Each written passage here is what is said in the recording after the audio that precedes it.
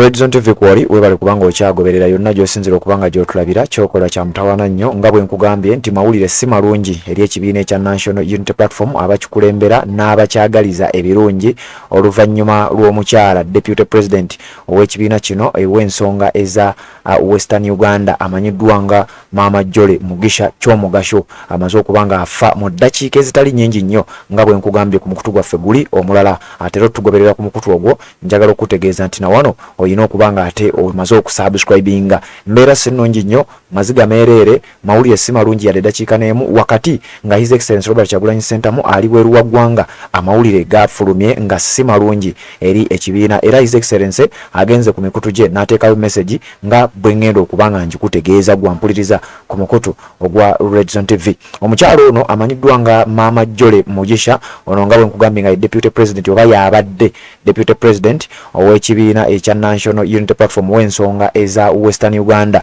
Ngenda kujja n'ebimukwatako byonna ogenda kubanga obifuna wabula nga breaking news amawulire agali breaking ate nga gali sad nnyo si malungi yadde eddakiika n'emu. Kyomugasho Jole Mugisha amaze okubanga afa mu bbanga sidde n'okuva kati wenkoledde eggulire lino gwampuliriza ku mukutu ogwa Red Zone TV. Omukyalo ono eyajoyininga ekibiina ekya National Unity Platform mwezi gwali gwa musanvu omwaka gwa 2022 ekibiina ekyo nga His Excellency Robert Kyagulanyi Ssentamu ne ttiimu gyakwatagana nayo bagyatambudde naye ebbanga eryo lyonna nga bakamala okubeera nga balonkinga ekibiina ekyo. Honorable Jole Mugisha wakati mu buweereza bwe nga Deputy President ow'ensonga eza Western Uganda njagala okutegeeza nti abadde mpajiruwaga nnene nnyo abadde mpajiruwaga nnyo naddala nga His Excellency Robert Kyagulanyi Ssentamu agenzeeko mu bitundu ebya Western Uganda. Ekifaananyi ekyo bwe bumu ku buweereza mwasembye okulabikira bw'oba ojjukira countrywide tour esembyeyo mukyala Jole Mugisha y'omu ku bantu abaali ennyo ku mwanjo kubanga naddala mu biseera His Excellency Robert Kyagulanyi Ssentamu yagendera mu bitundu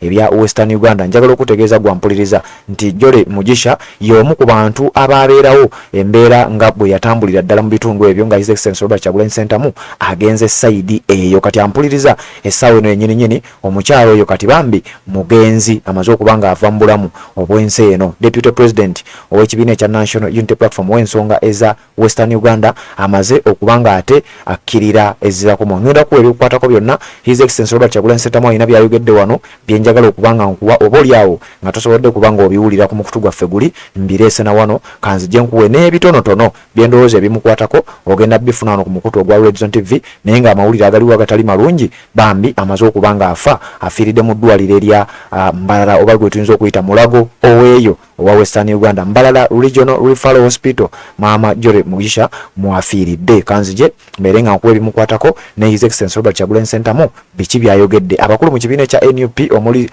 leader of opposition naye ayogedde byonna ngenda kujja nabyo katubeere nga ate tweyongerayo.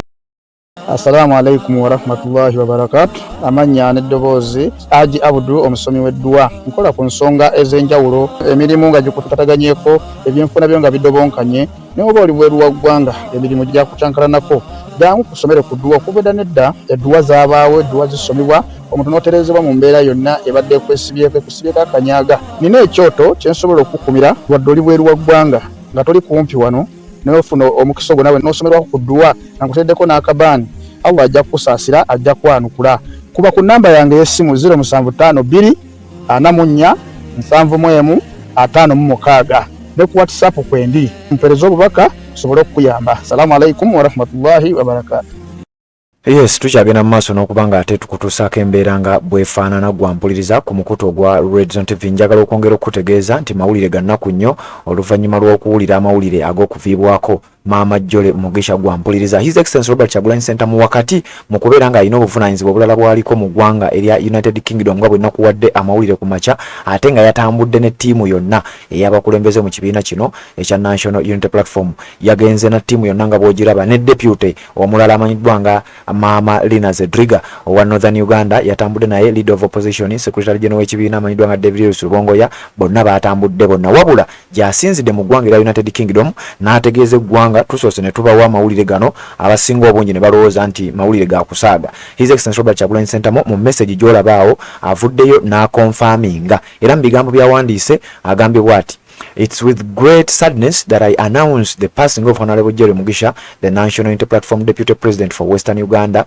Nti n'obulumi obw'ekika ekya waggulu n'okunyolwa, njagala okutegeeza eggwanga okufa kwa munnaffe Maama Joel Mugisha ng'ono yabadde deputy wange, yabadde deputy president w'ekibiina ekya NUP mu bitundu ebya Western Uganda, mu bitundu ebya Mbarara n'ebitundu ebirala ebiri sayidi eyo. Maama Joel has passed on this afternoon from Mbarara Regional Referral Hospital where she has been admitted in a coma for several weeks. Nti afiiridde mu ddwaliro erimanyiddwa nga Mbarara Regional Referral Hospital oluvannyuma lw'okuba nti yatwalibwayo ng'ali mu coma, kitegeeza abadde mu ICU oba intensive care unit. His Excellency Robert Kyagulanyi Ssentamu ategeeza Maama Joel will always be remembered as a true Ugandan heroine. Other communications will be made in due course. Nti ajja kujjukirwa nnyo ng'omukyala abadde omulwanizi w'eddembe ow'amaanyi ennyo naddala mu kibiina kyaffe ekya National Unity Platform, era ebivaayo ebirala byonna n'ebigenda okuba nga bitambula tugenda kuba tubibategeeza. Rest in perfect peace Comrade Maama, nti wumula mirembe munnange Maama Joel Mugisha. Bw'atyo His Excellency Robert Kyagulanyi Ssentamu bw'avuddeyo n'ategeeza ku nsonga ez'omukyala amanyiddwa nga Lina Zedriga amanyiddwa nga Honorable Joel Mugisha afudde emisana g'olunaku olwaleero gwa mpuliriza ku mukutu ogwa Red TV. Kakati nno bwe tuvaako awo ate n'enkuwa ne message eya Honorable Joel Ssenyonyi, ono nga ye spokesperson ow'ekibiina ekya National Unity Platform, naye ayina obubaka. Jjukira naye nga bwe nkugambye era asinzidde mu ggwanga erya UK olw'ensonga nti baatambudde babiri. Joel Ssenyonyi naye agenze ku mukutu gwe ogwa Twitter n'omukutu ogwa Facebook n'ategeeza ebigambo bino. Honorable Joel Mugisha, NUP's deputy president in charge of Western Uganda, has passed on after being hospitalized for some days. Nti Joel Mugisha, deputy president wa Myuka, His Excellency Robert Kyagulanyi Ssentamu mu bitundu ebya Western Uganda, afudde emisana g'olunaku olwaleero oluvannyuma lw'okuba nti yatwalibwa mu ddwaliro ng'alina obulwadde obumuli obubi mu bbanga si ddene eriise.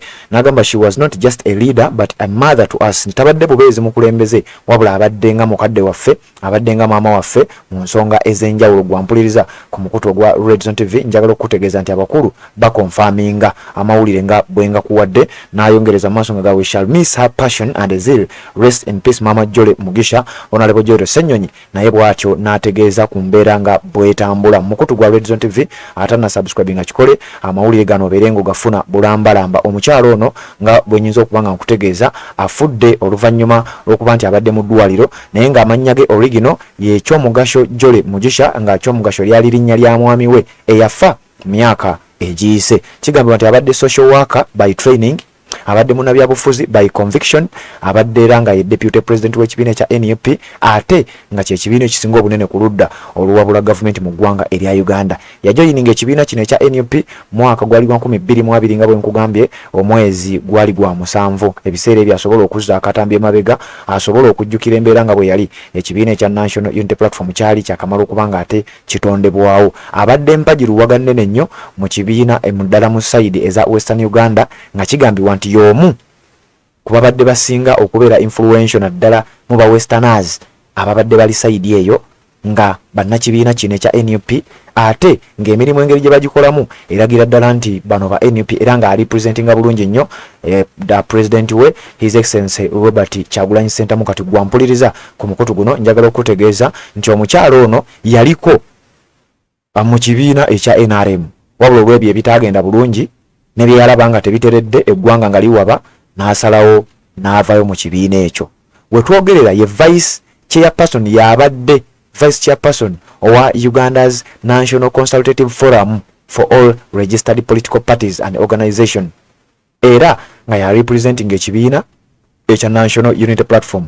Ekitongole kino ekimanyiddwa nga Uganda's National Consultative Forum for all registered political parties and organization, NCF, kye kitongole ekyebuuzibwako ku bibiina ebiri registered, ebibiina ebimanyiddwa nga bibiina bya byabufuzi mu ggwanga erya Uganda. Abantu abatuula ku lukiiko luno beebo ababa beebuuzibwako ku mbeera z'ebyobufuzi mu ggwanga erya Uganda. So Maama Joel Mugisha akakiiko kano abadde akatuulako. Omukyalo ono kigambibwa nti abadde social worker era abadde mulwanyirizi wa ddembe, nga bino osobola obbirabako nga si byakwogera bwogezi. Her passion for social change against injustices started at an early age, inspired by the inherent patriarchal biases that defined her society, where she is the only one among her 6 sisters who went to school and completed education without being pulled out for marriage. Kigambibwa nti ono okugenda okufuuka social worker kyaddirira okubeera nti mu kitundu mwava, mu maka mwava, ye muwala yekka eyavaayo n'asobola okusoma n'amalako mu biseera byabwe, n'asobola okusoma n'amalako nga tatataaganyiziddwa mbeera za bufumbo, basajja kumutataaganya n'embeera y'omu kitundu nga bwe yali. Nga kigambibwa nti mu kitundu ekyo ebiseera ebyo nga kizibu nnyo omwana omuwala okuvaayo n'asoma n'agenda n'amaliriza. Era omukyalo ono y'omu ku bantu abasooka okukola kino, era kyovula babadde alwanirira nnyo okulaba nga n'abalala oba oliawo batuukako at least watuuse. Honorable Jore Mugisha ekitundu kye kijja kumumisinga nnyo. Gwampuliriza ku mukutu guno ogwa Red Zone TV, njagala okutegeeza nti nkugambye yajoyininga ekibiina kino mwaka gwali 2022 mwezi gwa 7, nga naye twogerera abadde omu ku ba top leaders mu kibiina kino, ate nga si mu kibiina kyokka wabula n'ebyobufuzi ebyoludda oluvuganya mu ggwanga erya Uganda. Kigambibwa nti omukyalo ono yalwala emabegakaawo obulwadde n'aba nga atwalibwa mu malwaliro ag'enjawulo, wabula embeera bwe yatabuka n'ateekebwa mu ICU mu ddwaliro erya Mbalala Regional Referral Hospital, nga liddwaliro eddene eriri mu kitundu ekyo ekya Mbalala. Kati we twogerera bambi amaze okuba nga assa omukka gwe ogw'enkomerero mu ddwaliro lino, era His Excellency Robert Kyagulanyi Ssentamu mu kunyolwa okungi n'avaayo n'ategeeza ensi nti mukyala Jore Mugisha we twogerera amaze okuba nga ate akkirira ezzira ku mukati mufu wajjo, era ali mu ggwanga erya United Kingdom, wabula ategeezeza nti ebinaddirira byonna nga ye party president ajja kuvaayo abeere nga abitegeeza ensi ki ekigenda okuddako, ebyokuzika binaaba bitya, ebyokutambuza mayiti binaaba bitya, n'ebintu ebirala byonna. Abamu ku bannakibiina ekya NUP abaliwo bajja kuba nabo bongera okuba nga batuuka ku ground n'okuwa information ku mbeera nga bwetambula, wabula nga amawulire ago genjagadde okuba nga nnyongera okutegeeza. Gwampuliriza ku mukutu guno ogwa Red Zone TV. Atannaba kuba nga osubscribinga ku channel yaffe eno, kirira wansi awo olaba ekigambo subscribe okikwateko, kwata akade ka notification, ojja kuba tomisinga nsonga yonna. Maama Jore Mugisha amaze okuba nga afa oluvannyuma lw'ebbanga eddene lyamaze ng'abonaabona n'obulwadde. Nga bwe nkugambye, ebimu ku activities yasembayo okuba nga alabikiramu zeezo His Excellency Robert Kyagulanyi Ssentamu ne ttiimu bwe baali bagenze mu bitundu ebya Western Uganda, mu bitundu nga Bushenyi, bitundu nga Shema, bitundu nga Lukunjiri n'ebitundu ebirala. Era mu programs ez'enjawulo ku radio stations ezeeyo His Excellency Robert Kyagulanyi Ssentamu wano mu kifaananyi kyolaba baali ntuŋŋamo. Era His Excellency Robert Kyagulanyi Ssentamu bw'aba agenze ku radio, omukyalo ono abeera w'amaanyi nnyo, era abeera omu ku abo abayina okuba nga boogera ku mbeera nga bwegenda mu maaso naddala mu kitundu ekyo ekya Western Uganda wonna we baba bali. Jjukira mu bitundu bino His Excellency Robert Kyagulanyi Ssentamu yakamala okuviibwako omusajja abadde mukwano gwe, era mu bitundu bino ono nga yabadde taata wa Tabs, era ng'ono bamuziise lunaku lwajjo. Omusajja oyo naye abadde mukwano gwe nnyo, era nga munnakibiina ekya National Unity Platform, nga ne His Excellency yavaayo n'atutegeeza nti omusajja oyo omu akubalina amaka gabadde gabakkiriza okukyazibwa, era nga waba agenze mu bitundu ebya Western Uganda, omusajja oyo nannyini makaago oyo omugenzi yabadde ng'abakyaza. So babadde bakamala okumuziika, era nga bamuziise His Excellency Robert Kyagulanyi Ssentamu tabaddeewo. Kati mu budde butono nnyo afiiriddwa ne deputy we amanyiddwa nga Jore Mugisha, abadde deputy president w'ensonga eza Western Uganda. Mukutu gwa Red Zone TV webale kubanga okyagoberera, tuwuliziganye mu updates eziddako. Assalamu alaikum wa rahmatullahi wa barakatuh. Amanya n'eddoboozi Haji Abudu omusomi w'eddwa. Nkola ku nsonga ez'enjawulo, emirimu nga gikutataganyeko, ebyenfuna byo nga bidobonkanye, ne oba oli bweru wa ggwanga emirimu gya kutankalanako.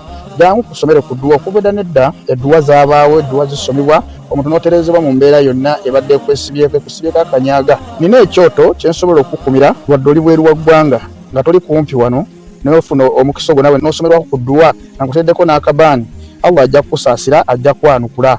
Kuba ku nnamba yange y'essimu 0752 44 71 56 ne ku WhatsApp kwendi mpereza obubaka sobole okuyamba. Assalamu alaikum wa rahmatullahi wa barakatuh.